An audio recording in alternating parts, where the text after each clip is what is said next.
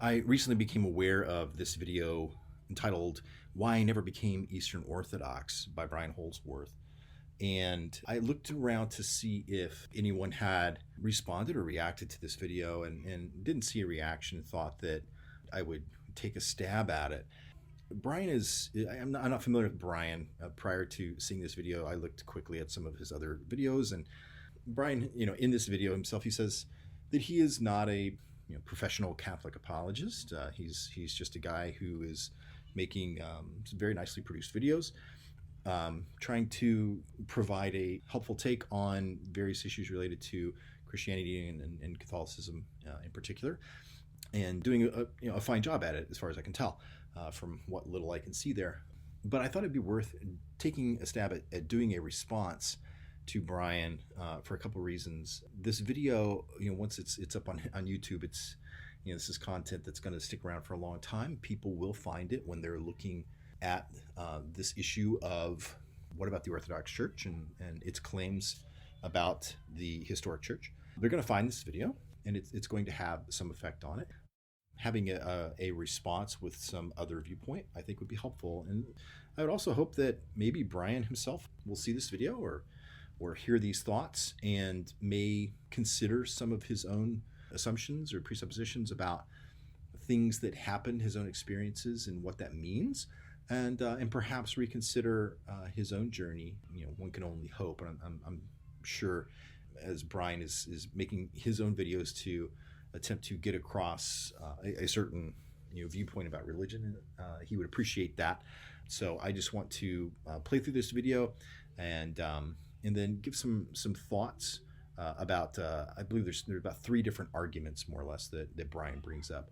And I want to address each one of those and see if we can't move past some of these objections that eventually steered Brian away from orthodoxy, and I hope would not steer anyone else. So after I became convinced by the claims of Christianity and the person of Jesus, I decided to try and find a church to call my own. But I quickly became confused by the disorienting variety of teachings and practices among the various denominations, and this forced me to confront the question of why these divisions exist in Christianity. So I started studying church history, and I quickly narrowed my focus between Catholicism and Protestantism. Eastern Orthodoxy didn't really register in my mind as a contender at the time for one very simple reason, which is that I'm an English-speaking white dude in a British Commonwealth country. So when people ask me why I'm not Eastern Orthodox, I get tempted to get into a theological throwdown about things like leavened and unleavened bread. But really the easiest way to answer that question is that I'm not Russian, Ukrainian, or Greek, or any other ethnicity that the Eastern churches in the city I live in serve. So the first objection that Brian is going to develop here is the objection of ethnicity. And it's almost, it's part objection and part almost why he didn't consider orthodoxy at all. It just kind of stayed off his radar. Because those churches were established by those ethnicities to serve those ethnic communities. When people of certain ethnicities were migrating or immigrating to places like Western Canada where I live, they brought their faith with them, and so often their national churches back home would send pastors to serve them in these communities. Meanwhile, and by contrast, Catholic missionaries were coming out here before anybody else. It wasn't like they were coming here to serve the needs of Roman citizens who were settling the West. They were coming out here to evangelize everyone. See, there's this universality that exists in Catholicism that doesn't really exist in Eastern churches. For me to become Eastern Orthodox, I would have to join a church with a very specific ethnic and national identity that isn't my own. I'd have to say that Brian has unfortunately gotten a really bad idea of how Orthodoxy worked in North America and what it means to be Orthodox. He's unfortunately wrong on both counts. He says, the immigrant communities came over, they brought their pastors with them, and this is kind of what Orthodoxy is in North America. It's just immigrant enclaves with their own little walled gardens of Eastern Orthodoxy. In contrast this with, the idea that, the Roman Catholic Church came by missionaries. And of course, the reality is a bit more nuanced than that. Orthodoxy came to North America first by missionaries as well. The Russian missionaries were the first missionaries.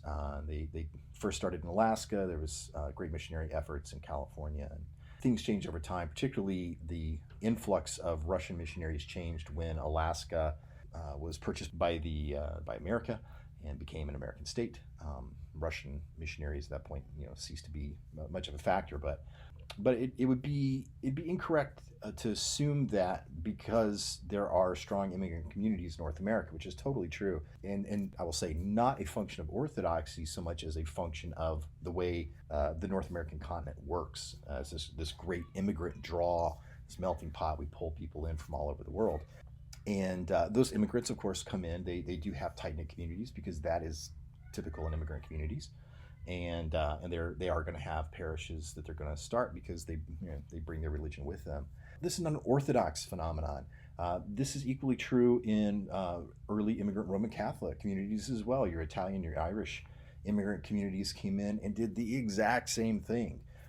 They came in, they had tight-knit communities, they brought their Catholic parishes with them, and had the exact same kind of immigrant profile that Brian encountered when he went to this Ukrainian church. So it would be wrong to characterize Orthodoxy as ethnic and enclosed versus Roman Catholicism as open and universal, as he says, and mission-minded. This is not a fair characterization. Both churches have both characteristics depending on the circumstances. The last thing Brian said was, in order for me to become Orthodox, I would have to join an ethnic community. This is certainly not the case. I became Orthodox. The parish that's near where I live is a Greek Orthodox parish, was majority Greek at the time when I first started attending. Very welcoming, very open to me and my family. Never felt like an outsider. They've welcomed us in with open arms and made us a part of their culture. You do encounter a lot of different cultures in Orthodoxy. This can be seen as a feature of North American Orthodoxy in particular, because so many different nationalities get drawn to North America for economic reasons. You do tend to encounter a lot of ethnicities. Oftentimes, like in the Greek Orthodox Church that I attended, there were a lot of Greek people. Probably just slightly less than a majority, though. The people there were just American converts, not Greek at all. Large contingent of people from the Ukraine who attended there, people from Arabic countries, people from Russia, various other, I'm forgetting other ethnicities, but it wasn't a single ethnicity. It wasn't that joining the Greek Orthodox Church, I had to more or less kind of, get my Greek card, I had to, just start cooking lamb and I don't know, eating hummus all day. This was not what happened. I found when I joined Orthodoxy, and I think Brian would find this too if he explored a little deeper, the greater cultural shift is not the particular ethnic makeup of the people in the parish that you're with that makes any difference at all. The cultural shift is ancient Christianity. It's this lived experience of Christianity that is this lifestyle very different from standard American, for sure, but also very different from the way that you would live as an evangelical Protestant, a Reformed, Calvinist or whatever. I've had experience of these. I grew up, as a Protestant, and joining the Orthodox Church was way less about becoming Greek, which I'm not and I have no interest in, way more about becoming this other thing, this ancient Christian life. And that is the ethnic, kind of, the flavor that you're going to get. So, Brian, you don't have to become an ethnic flavor to be Orthodox. I'm sorry that you had that impression that everything was closed off and somehow you came to the conclusion that it's just all about ethnicity. It's not. It's absolutely not that way. And I'd hope someday maybe you can give Orthodoxy another shot. And that's what's so immediately peculiar about the Eastern Orthodox churches. See, they derive their religious authority from the original churches that were established in metropolitan areas like Antioch or Alexandria or Jerusalem. But why would I, an Edmontonian in Alberta, Canada, submit to the authority of a patriarch from one of those metropolitan areas unless their authority was universal and transcended the borders of such a jurisdiction. But the problem is, that's exactly what they argued against in the original schism of East-West. When the division of East and West was escalating, the Eastern contingent was arguing that these original ancient churches, or pentarchies, because of their ancient origin as being established by the earliest missionaries and apostles, that they didn't have authority over one another, that they kind of had an autonomous authority. I'd say again, Brian has a bit of a misconception about how the structure, the ecclesiology of the Orthodox Church works. He says, "Why would I submit to this remote foreign patriarch? That this is how the Orthodox Church derives its authority structure," which is not really the case. He does reference the pentarchy, which is just more or less kind of 5 geographical regions that the Christian Church was divided up into for organizational purposes, more or less. One of those was Rome. The other 4 are basically the Eastern Orthodox Church. Why would I submit to them? And I'd say you don't. As an Orthodox Christian in America, I live in Illinois, I am not under the authority of a bishop that is halfway across the world. I'm not under the authority of the Patriarch of Constantinople. My bishop is in Chicago. That is the person and the only bishop under whose authority I sit. And this is the Orthodox understanding of ecclesiology. All bishops are equal. There are organizational structures put in place for order in the church, but the bishop that is over a particular area, at least in a sacramental sense, has no more authority than any other bishop. All bishops share equally in the overseeing authority that was granted by Christ to his apostles and passed down from them. So we don't have a kind of this sense of submission to the foreign bishop, in this case the Bishop of Rome, is a Roman Catholic setup, but it's not the way the Orthodox Church works. So becoming Orthodox does not mean submission to a foreign bishop. So in fact, I did have a little bit of an experience with an Orthodox church right around the time when I was becoming Catholic. At that time, I had just moved out and was living in the city for the first time away from home, and there was a Ukrainian Orthodox church, actually it was a cathedral, right in the neighborhood where I lived. It was literally like a block away. And so I thought, maybe I'll go check it out. And so this one afternoon, I just walked in there, and I was greeted by some of the people that worked there, and I asked them if it would be possible for someone like me to participate in the liturgy or to come and pray there from time to time. Their reaction was that they just looked at me like they didn't understand why an inquiry like this was coming from someone who wasn't already Ukrainian and already Orthodox. And I don't really remember how that brief and awkward exchange ended, but I remember getting the sense that they were relieved that I wasn't pressing on with my inquiry. He has an experience where he goes to this church in Edmonton, this Ukrainian church, and asks some people there. It's a little unclear who he was speaking to. He asks them if he can come to services and participate in some fashion, pray there or whatever, and he feels like he gets a cold reception, shall we say. And he comes to the conclusion that the reason this is because this is an ethnic church for ethnic people, and they're not his people. And then he begins to develop lines of argumentation of why that might be.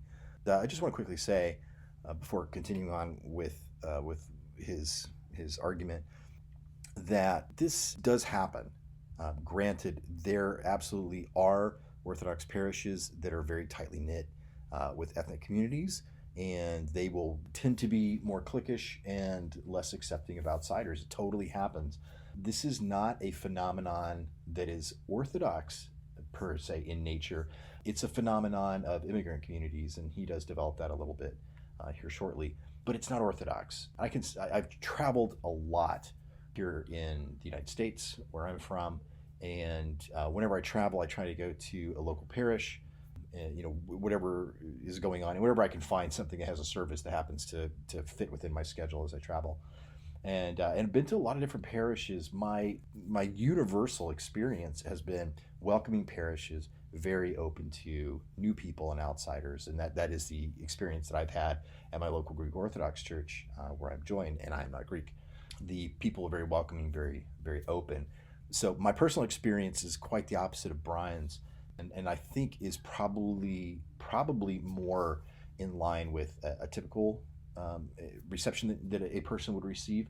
Not discounting Brian's reception, his experience is his experience. I wasn't there. I didn't see what happened, and I don't know why things kind of went that way. But I do know I've heard people say that they go into certain parishes and they're just not welcoming. They just, they just, it might just even depend on the person that you meet.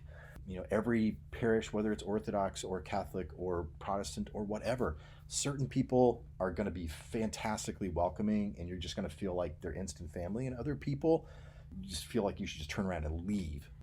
So it hard to say what it was exactly that Brian experienced, but regardless of what happened and why, I would say to Brian, if you're hearing this, I'm sorry you had that experience. I don't like it that anyone would encounter the Orthodox Church and feel turned off because they didn't feel welcomed.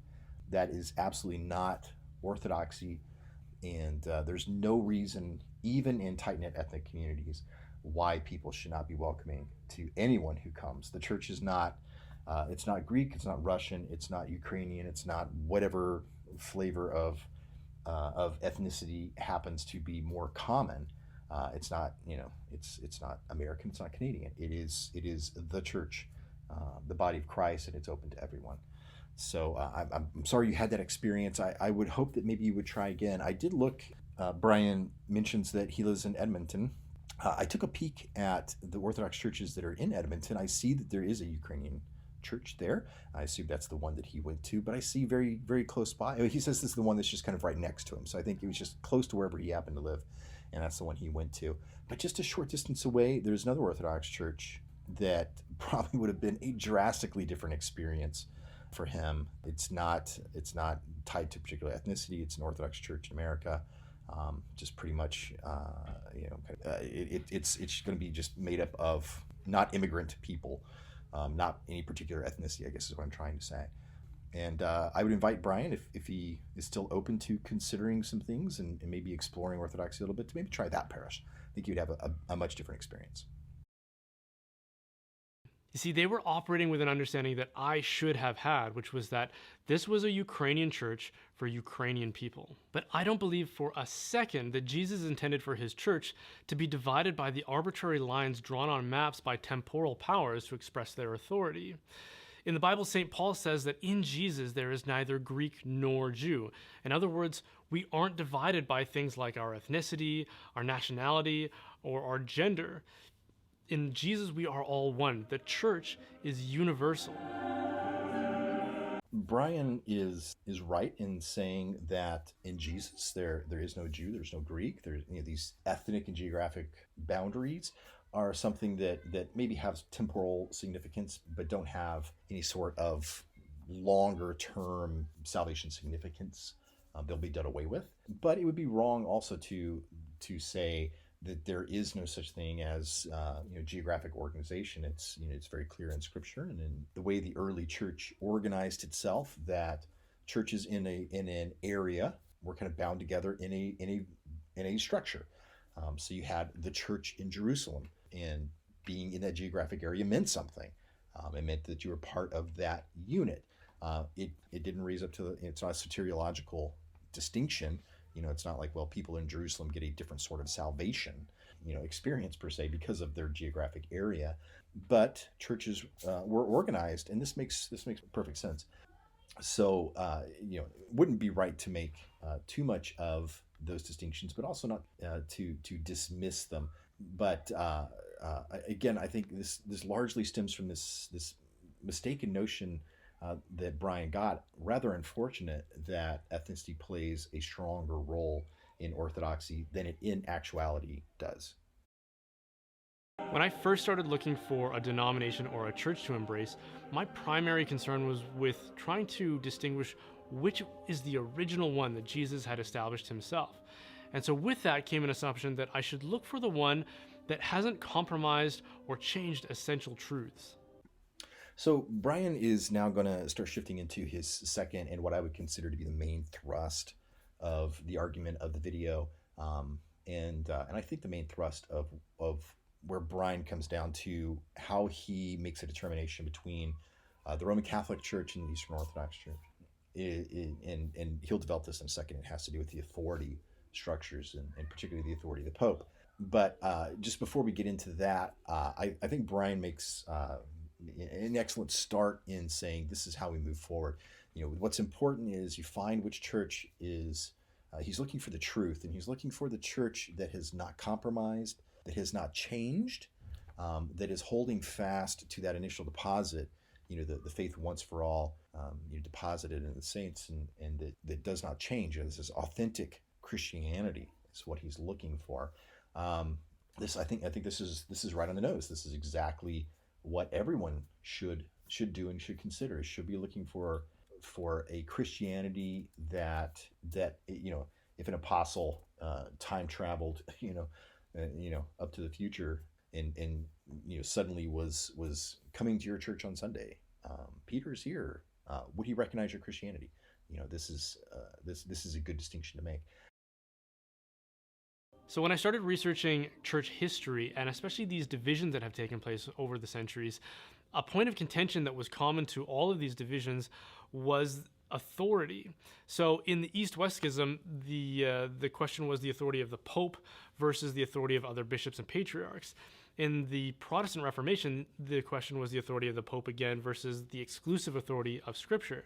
And then in the English Reformation, it was again the authority of the Pope versus the authority of the King. So as you might guess, authority, how it's derived and where it resides, is a pretty essential component of the faith. So as I looked at all these various divisions, in my effort to distinguish which is the OG church that Jesus himself established, one of the assumptions that I maintained throughout it all was that whatever existed before each division should still continue to exist after. So if there's this break apart of two denominations, which of them still looks like it did before, and which of them no longer looks like it claims to have been from before that division? So Brian is developing kind of a secondary criteria now, a different way of looking at a schism. And I think there's a flaw in his thinking here. He's saying, hey, look, you should be able to take any schism, any division, where you have one group and it goes into two. You should be able to see more or less which one is consistent to its prior self. And I'd say that's close to true. But the problem Brian is having here, I think, is that he's looking at it anachronistically. And he's saying, when you say which one of the two is true to the way it was before, you have looked backwards in time and assumed that the two things that you see after the schism were two before the schism, that there should be two kind of unique, groups. And that's not the truth. This is not the way we should be looking at it. You have a unified Christianity at the start. You have the deposit of faith given by Jesus to the apostles then onto the bishops and overseers of the various churches, and passed down from person to person, the way Paul does to Timothy and talks about in 2 Timothy. This is the one kind of root that both the Roman Catholic Church and the Eastern Orthodox Church start from. So it's not which one of these separate visions that both have after the schism, can you find them being consistent with what you see just prior to the schism, but you need to reach further back and say which one is consistent back to the beginning. So which one is consistent with the historic church from the beginning? So that's the tweak I would put on the criteria Brian is putting here, is not to read back these positions of the Eastern Orthodox and Roman Catholic too narrowly. You need to kind of go further back. So in the case of the East-West Schism, there was a number of controversies that they were stuck on, but the most significant one seemed to be the disagreement about the authority of the Bishop of Rome, or the Pope, versus the authority of the other bishops and patriarchs. Rome was insisting that the Bishop of Rome had a unique and universal authority over the entire universal church, whereas the eastern side of the controversy was trying to maintain this idea that the Bishop of Rome was a first among equals, which was like an honorary or honorific title, but that it didn't actually express any kind of supremacy of authority over the rest of the bishops. So that was their positions going into the controversy. So how true were they to those positions after it actually led to a deep division and a schism? Well, the West continued to maintain this idea that the Bishop of Rome had a unique and universal supreme authority over the entire universal church. But the East did not continue to treat the Bishop of Rome as a first among equals. In fact, they excommunicated him, which to me seems like a pretty clear contradiction of what they were arguing in the first place, which was that no autocephalous patriarch, that's like the original patriarchs, had authority over one another. So how can any of them excommunicate one of the other ones? And then as time went on, the Patriarch of Constantinople inherited the title first among equals. So here you can see where, because Brian has started with his viewpoint not only too narrow, but also he's looking the wrong direction in history. He's saying at the time of the schism, we have more or less two competing views of the world. Now let's see which one is consistent going forward in time. Which group holds consistently to a particular viewpoint going forward? That is exactly the wrong direction to be looking. We shouldn't be asking, of the two conceptions of the church at the time of the schism, which group kind of stubbornly, doggedly holds on to a particular viewpoint, because you could very stubbornly hold on to a viewpoint that is wrong.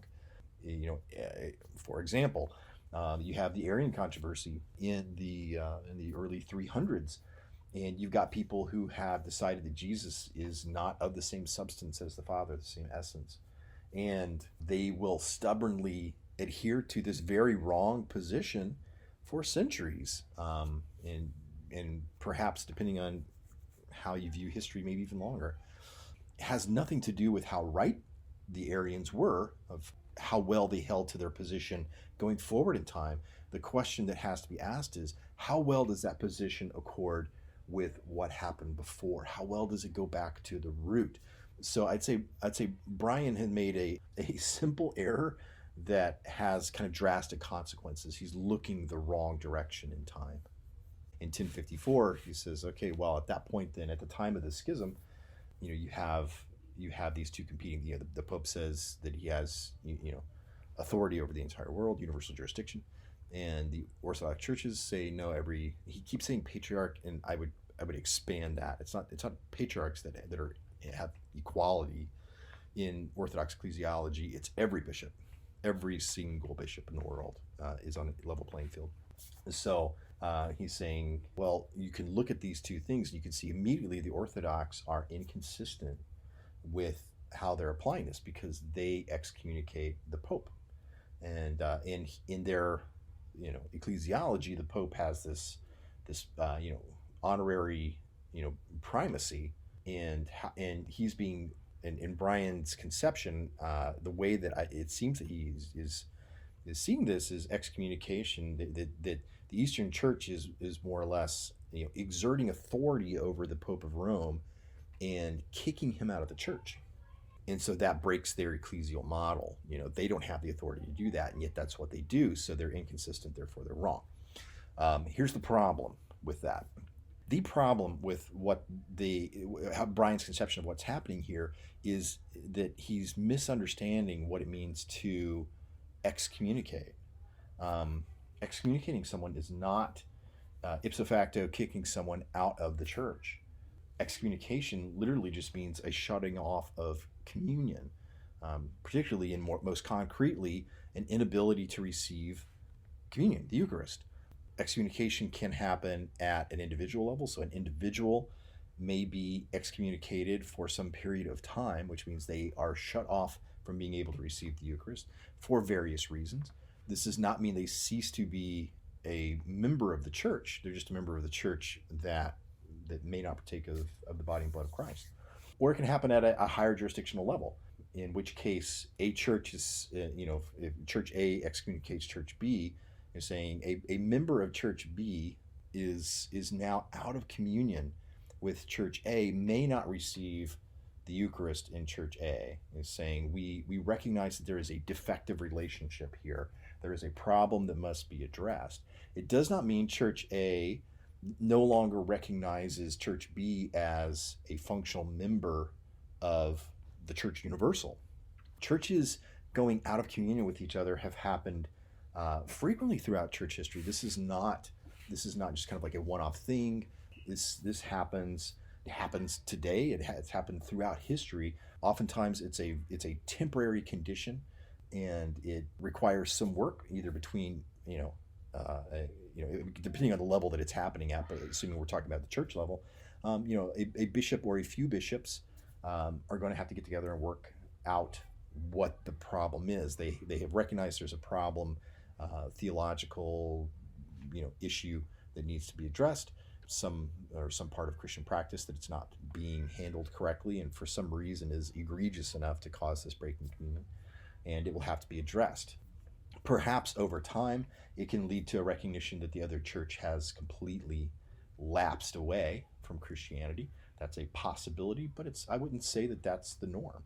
It does happen, certainly has happened, and all. But at this time, the excommunication from the Bishop of Constantinople, and if I remember correctly, the Bishop of Constantinople doesn't actually excommunicate the Roman Church or like everything kind of in the Western sphere. I believe the excommunication was literally just against the emissaries that came from the Pope. And sidelight, the Pope started it. The Pope excommunicated the Patriarch of Constantinople first. And you might say, well, that is his prerogative. And in fact, yes, actually, that was his prerogative. As a bishop equal to the other bishops, he does have the prerogative to say, we are out of communion. That is his prerogative. Is also the prerogative of the Patriarch of Constantinople or any other patriarchs to also issue that same excommunication and say, we are out of communion. I no longer recognize a state of communion between our two churches, and we need to work something out.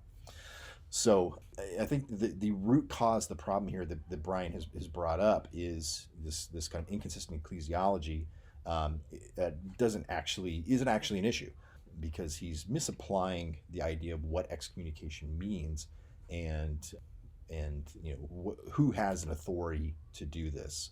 It's not just the Pope who excommunicates people. It's a more or less a universal right of all bishops.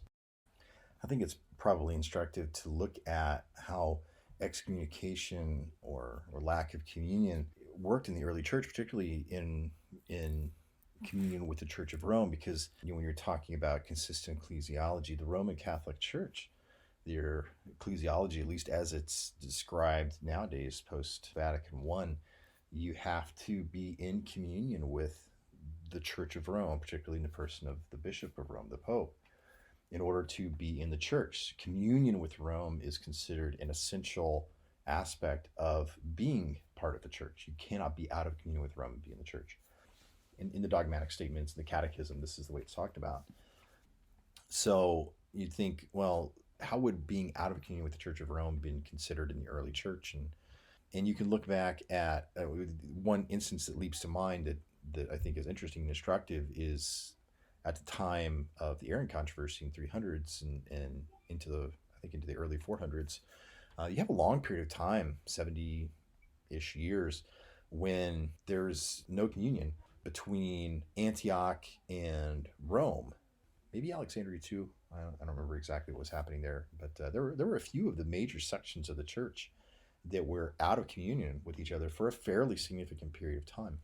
And I'm thinking particularly about St. John Chrysostom, who's a saint, not only the Orthodox Church, but also a saint of the Catholic Church, and who later becomes the Patriarch of Constantinople. So he was a figure that was fairly writ large at that time period.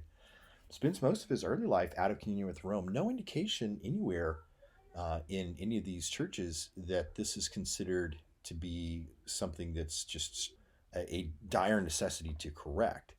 As if Roman ecclesiology is true, what happens all these time periods when churches are out of communion with Rome? Is there any indication that Rome thinks that these churches have suddenly ceased to be part of the church? Or that the people who were out of communion would have thought, oh no, like St. John, oh no, I'm out of communion with Rome. Something is drastically wrong here. I must be in some sort of state of heading toward damnation of my soul. What's going on? I have to immediately fix this situation. No indication that this ever crosses John's mind or anyone else's mind. This is just considered to be something that needs to be fixed, but seemingly isn't of particular importance. So back to Brian's assertion here. I think, Brian, that you got this one a little bit off because you've misunderstood really what the Orthodox Church is saying. And I think if you turn your gaze around backwards and say which ecclesial model, this supremacy, universal jurisdiction of the Roman Church model that the Catholic Church promotes nowadays, versus the ecclesial conciliar model that is promoted by the Orthodox Church, which one seems to accord better with the early church? That's the direction we should be looking. That's the direction that I looked when I was encountering this exact same question. And, I came to a very different conclusion. I looked at the claims made by Roman Catholic apologists and Orthodox apologists and the various writings of both churches and stacked it up against what seemed to be the case from what I could see from church history as well, and concluded the opposite conclusion, that it was fairly obvious that the conciliar model is what you find in the early church. You don't see anything that would look anything like the current Roman Catholic model. Just as a side note, since Brian he said later on the Patriarch of Constantinople inherits the title of the Ecumenical Patriarch, and there's an interesting little sidebar here that may be unknown to Brian about that title and how it is initially received. I think it's quite interesting. Brian doesn't bring this up. This is not part of his argument, but just as a side note, this term, the Ecumenical Patriarch, first comes up in the late 500s. This is a time period of Pope Gregory the Great, and at this time, as often happens, there are various friction points between the various churches. But and I don't remember off the top of my head why the Patriarch of Constantinople at that time period begins to use this title, the Ecumenical Patriarch. Certainly, ecumenical at the time, more or less meant having to do with the Imperium, the Roman Imperium, and so the ecumenical capital was Constantinople. The Ecumenical Patriarch was the Bishop of Constantinople, and it's something along those lines. But when the Pope of Rome, Pope Gregory the Great, hears about this, he writes to the Patriarch of Constantinople in this quite interesting dialogue, this letter. I guess a monologue. I don't know if there was actually a dialogue at the time, but strongly condemning the use of this title, but in the most anti-Roman Catholic way you could imagine. He says that anyone any bishop, more or less, who uses the title universal is a forerunner of the Antichrist. And he says that no bishop can be called universal, and that there was no such thing as a supremacy.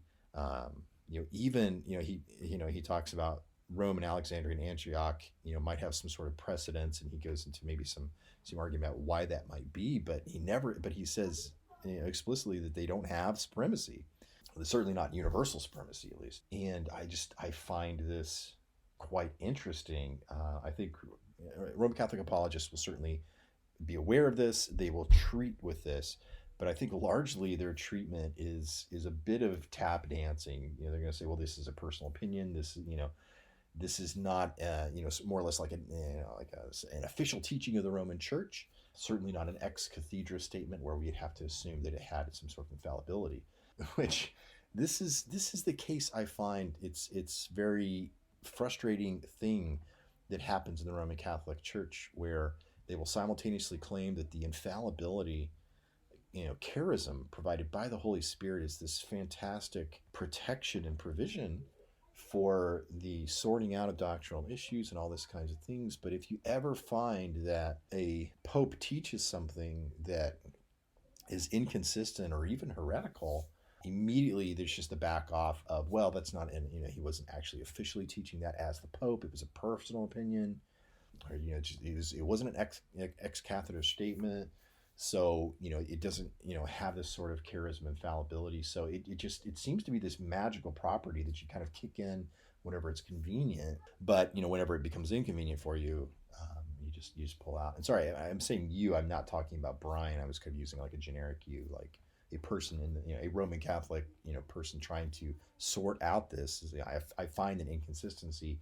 Well, that must have been a personal opinion. So when Pope Gregory the Great is writing a letter, which I would suggest that this is not just a personal opinion, this is the Bishop of Rome writing a letter strongly protesting the use of something, it's difficult to fully dance around that and say, well, at that time, Pope Gregory was just wrong.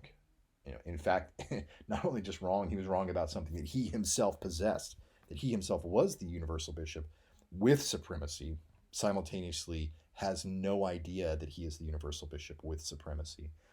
And hard to square that away with Roman Catholic ecclesiologies that would say this is a position that the Bishop of Rome has inhabited and exercised for the entirety of the Christian church.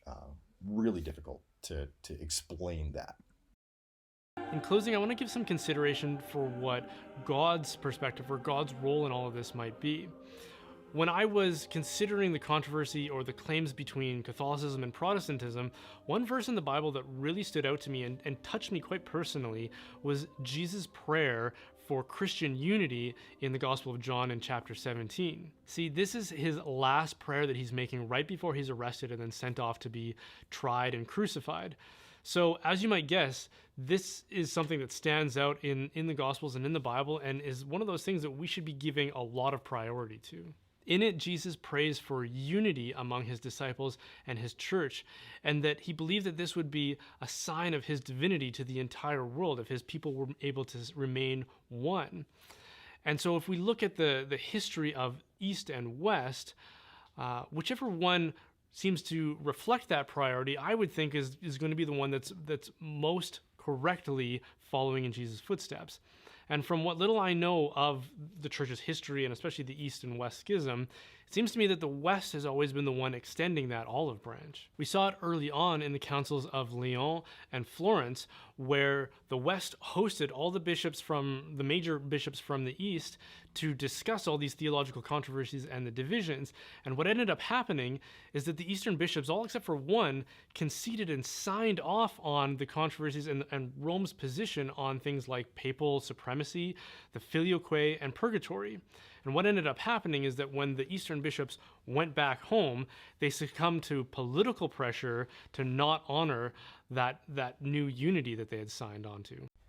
Brian's using the councils of Lyon and Florence to bolster a sort of a narrative of the Roman Catholic Church that it's seeking after unity, that it's constantly reaching out to the Eastern Orthodox Church, and demonstrating its love of unity and its adherence to one of these marks of the true church, and that the Eastern Orthodox Church is at least rejecting this, maybe even double dealing, being two-faced about it. This is painting very broadly. It's a really broad brush painting of what happened at these two councils, and there's always the danger when you paint too broadly that the loss of details ends up making you paint something that isn't accurate. And I think that that's the case here. It's not at all fair, I think, to give the credit, or at least the majority of the credit, to the Roman Catholic Church to in instituting these two councils and just reaching out for the sake of unity. This is not what actually happened. Both councils, the Council of Lyon and the Council of Florence, both actually are instigated by the Byzantine Emperor at the time. Both are instituted for political, military reasons. The first time, the Council of Lyon is basically an attempt by the Byzantine Emperor of the time to stop a fresh invasion, not by the Muslims of the time, who were pressuring and kind of carving off bits of the Byzantine Empire, but actually to stop a further invasion by European Christians who were connected to the Pope.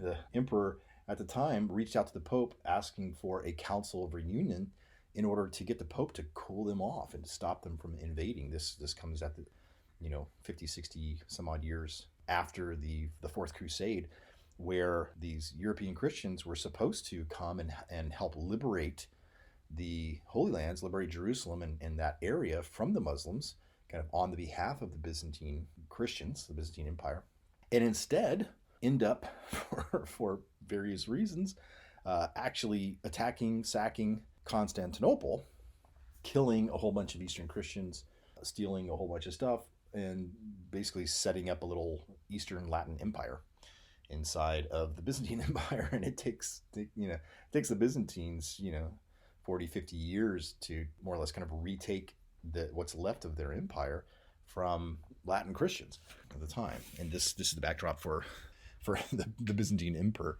at the time to reach out to the Pope to say, let's talk reunion, because I don't need a fresh invasion. So that's the first council. So I don't think there's any reason to look at that and think, oh yeah, the Roman Catholic Church totally gets credit for reaching out for the purposes of unity for that. So no extra credit for them for that. The Council of Florence, about 200 years later, there's continued Muslim invasions and pressure put on. This is, I think, right before the Ottoman Empire kind of kicks in. It really just takes over. The Byzantines barely holding on, and they think the only chance of survival is to get aid from the European Christians, the Roman Catholic Christians. And so again, the Byzantine emperor repeatedly reaches out to the Pope and asks for a council of reunion. There's reasons why the Pope at the time thought that this was advantageous as well, but ends up agreeing to it and calling for the council. It's not fair at all to look at either of these councils and say that this is some indication of the Roman Catholic Church out of a desire for unity reaching out to the Eastern Orthodox or Byzantine Christians, however you want to call it, making overtures and whatever. I don't give them credit for either of those for that purpose. Now, Brian also says that, particularly talking about the Council of Florence, he says the Eastern bishops conceded to all the points of the Roman Catholic Church, and in particular, this is mostly it's the filioque is what they mostly discuss. They also talk about the primacy of the Pope. They talk about purgatory, the use of leavened versus unleavened bread. And Brian is right. At the end of their discussions, there is kind of like, the result of the council is that the Eastern Christians did agree to accept the Roman Catholic positions on these things. However, again, nuance changes the picture a little bit. When we're talking about, so how many bishops are we talking about here?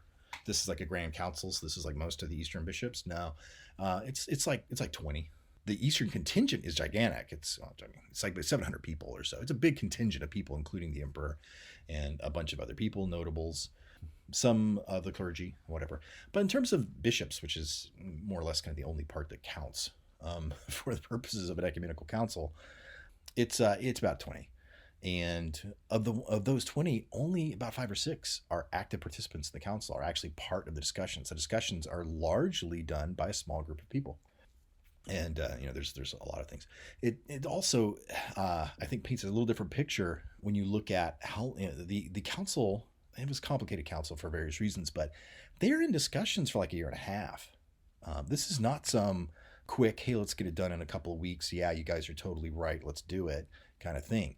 This is a slog. This is a year and a half of the Roman Catholics trying to convince the Eastern Orthodox Christians of the rightness of their positions, and pretty much failing, which might seem odd since they end up conceding. But it's important to note that of the handful of people who, the handful of bishops particularly, who were involved in active discussions, at least a couple, maybe half of them, are more or less handpicked pro-union sympathizers. They're ready to go out at the gate. The Patriarch of Constantinople has been placed by the Byzantine Emperor, largely because he's pro-union with the West, and they pick another one of the bishops, the Bishop of Kiev, largely because he is also pro-union. And then kind of on the other side, you have You have two other people. The one most known is Bishop Mark of Ephesus, hero to the Orthodox, villain to the Roman Catholics, who opposes this. You got this little group, and they're locked. At best, what you can say, and they are under extreme pressure by the emperor to get a union, to get it worked out, because he needs the aid. He wants it badly, and he puts a lot of pressure on them to get that done. So you start filling in some of the details of the picture, and you say this is not just they went there, they conceded that the Roman Catholic positions were all correct, they got back home. And the picture Brian painted was they conceded the Roman Catholic views, they get home, and then they succumb to political pressure and recant. The reality is the opposite, is they are put under extreme political pressure at the beginning of the council and throughout the council that more or less forces them to concede. It's when they get home that they immediately encounter the majority opinion of the Eastern Orthodox Christians, who roundly reject them instantly. There's no kind of slow burn there. It's instant rejection. It plays. I mean, there's some pro-union people. I guess I shouldn't paint too broadly either, but by and large, the majority of the response to this is that this is disgraceful, and it's turning your back on the faith, more or less, to accede to these positions. So there's certainly not political pressure. I think in that sense, the political pressure, from the top, from the emperor and the people who were in political power, was quite the opposite. That was all pushing toward union. Even so, the decrees that come out of the council certainly are very pro-Roman Catholic points. But when you look at the details beyond that, there was the understanding that even with the acceptance, kind of, at least in that decree, of the Roman Catholic positions, that the reality was they more or less agreed to disagree. They said, hey, we're going to say the filioque is a legit way to express the creed. We're going to allow it, but we're not going to change the way we're doing our creed. The Roman Catholics can do the creed with the filioque, but we're going to do it without. With leavened bread, the Eastern Orthodox Church uses leavened bread. They said it's okay to do leavened bread. The Roman Catholic Church will do unleavened. The Eastern Church will do leavened. So there was a lot of this. It was kind of agree to disagree. It wasn't really any slam dunk. Like, yeah, we're totally good to go. So anyway, I think that's the reality of the councils, and why you can't just look at that and say this is absolutely a demonstration that the Roman Catholic Church is just all about unity. This is not the reality of what actually happened. It seems to me that Rome has always been the initiator of ecumenical dialogue. It was the First Vatican Council in which the mutual excommunications of East and West were lifted. And then it was the Second Vatican Council in which ecumenism was made a high priority for the Church, and this paved the way for the joint theological commissions of East and West. It was Pope John Paul II and Pope Benedict who both respectively recited the Nicene Creed with Eastern patriarchs without the filioque. And it was the Bishop of Rome who first visited the East. It wasn't until 1995 that the Patriarch of Constantinople visited Rome. I don't have a whole lot to say on this, other than I will acknowledge that the Roman Catholic Church has been probably more of a driver of ecumenical dialogue in the last 50 years or so in the Eastern Orthodox Church.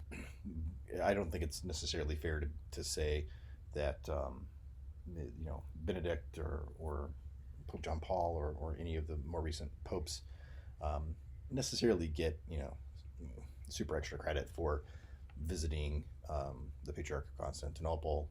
Patriarch of Constantinople over the last 1,000 years has met with the Pope and his delegates freely as necessary for purpose of councils.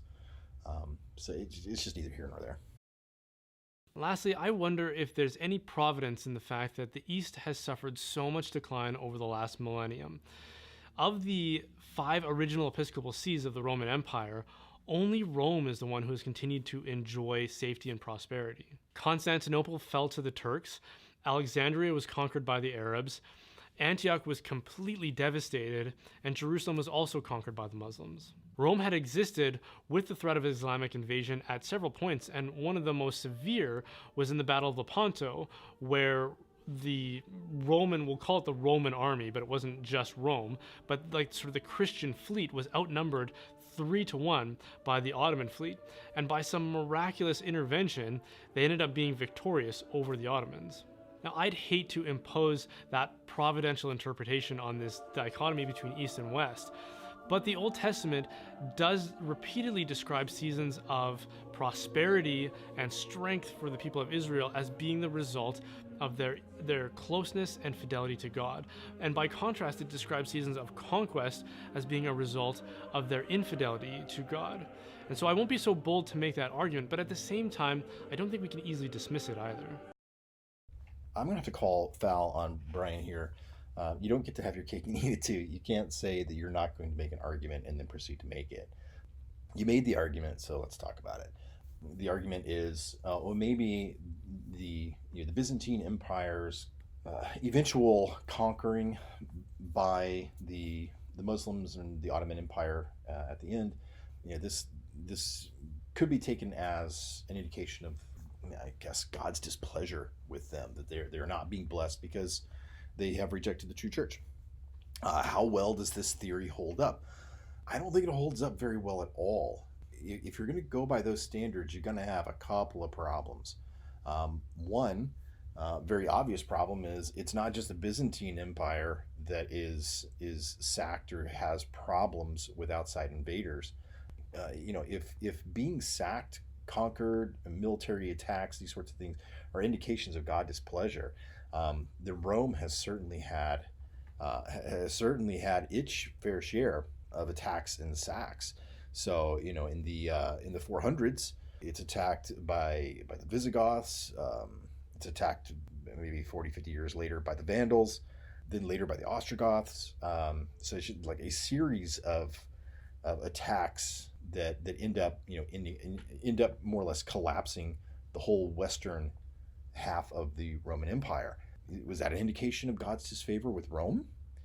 Because Rome is caught in these attacks, constantly over and over again. I don't think Brian would be okay with that. Really horrific attack on Rome in the 1500s by Charles V. A lot of the troops that they're attacked with are Protestant troops, they're Lutherans, and they just, it's brutal. The stuff they do is really, really bad. Rome it takes a ton of damage. St. Peter's Basilica has like corpses piled onto the altar. It's used as a stable, and just the things that happen are not worth talking about. But it's bad. It's really, really bad. Is that an indication that God's taking the side of the Protestants against the Catholics? I don't know. Maybe not.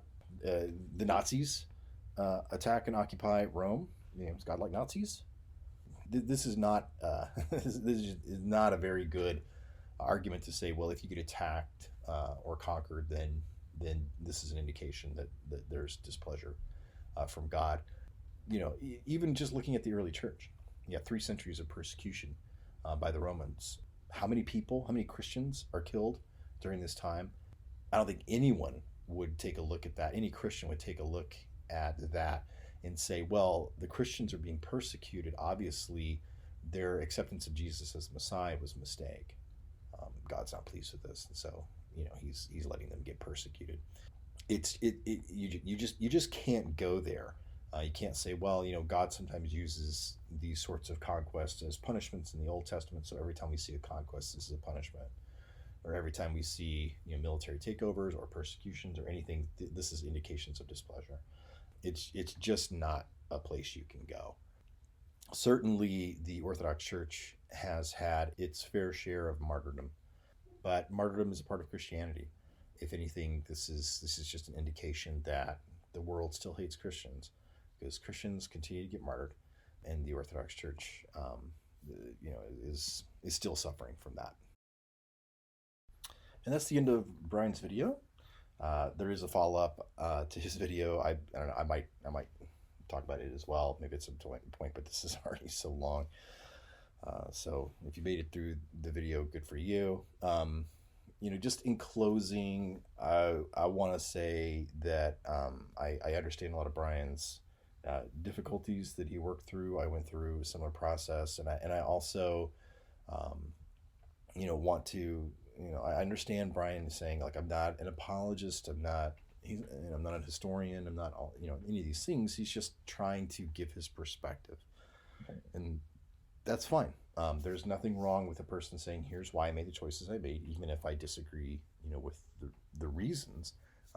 He took the time to put together a nice presentation, and I just don't want to let it pass by without at least some sort of of alternate viewpoint of saying there's maybe more to the story, or you should take a look at the Orthodox Church as well.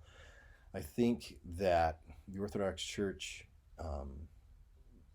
you know, adequately demonstrates that it is holding to the true faith, that it continues the conciliar model of the church that was there from the beginning, that accords much better with what you see in church history, in the early church documents, in terms of how the church worked, than the current Roman Catholic model, where the all-powerful, supreme, universal jurisdiction of the Pope presides over the entire life of the church. You just can't. I don't care how a Catholic apologist slices and dices history. You cannot find this in the early church. You can find a primacy of love and honor, absolutely. You can find very nice flowery language. You can find very orthodox, upstanding men of God who are popes. None of that is any sort of bolstering for the way that the Roman Catholic Church evolved over time into the institution that it is today. I think it did take some unfortunate turns over time and became something that it shouldn't have been. I don't know whether there's any path for the Roman Catholic Church to return back to kind of the pre-schism boundaries. Can everybody return to their corners? I don't know. 1,000 years later, there's a lot of water under that bridge. Be difficult to see how that would happen, short of miraculous intervention by God. I kind of think, if God was going to intervene in that way to reunite the Roman Catholic Church back to the rest of the pre-schism church, the Orthodox Church, I think he would have done it by now. But that's pure speculation on my part. I wish it would. I'd love for unity to be achieved, but I have to follow in the footsteps of great saints of the Orthodox Church, like Bishop Mark of Ephesus, who said, you can't have a false union, and you have to have fidelity to the authentic apostolic faith, and the authentic apostolic faith does not include the primacy of the Pope, does not include the filioque addition to the creed, which needs to be removed. It doesn't include a lot of the theological innovation that has occurred in the Roman Catholic Church, and certainly not the liturgical worship innovation that's occurred as well. So, the Orthodox Church just is what it is. Whether it reunites with the Catholic, body, is to a degree not really something that it can largely affect, I think, because the Orthodox Church can't change. The Roman Catholic Church does change. It can change. If it wants union, maybe this is just a hard thing to say, but the Roman Catholic Church is going to have to change. It's going to have to come back in line with the body of Christ if it wants to rejoin the rest of Christianity. Until then, I hope my Roman Catholic friends, including Brian, can take a fresh look at the Orthodox Church, look past the claims of the Roman Catholic apologists that have been set up there, and reinvestigate the reality of the life of the Orthodox Church and consider joining. That would be fine. And unlike the unfortunate Ukrainian cathedral that Brian took a look at, I guarantee you will get a welcome. The open arms are there. You're welcome to come.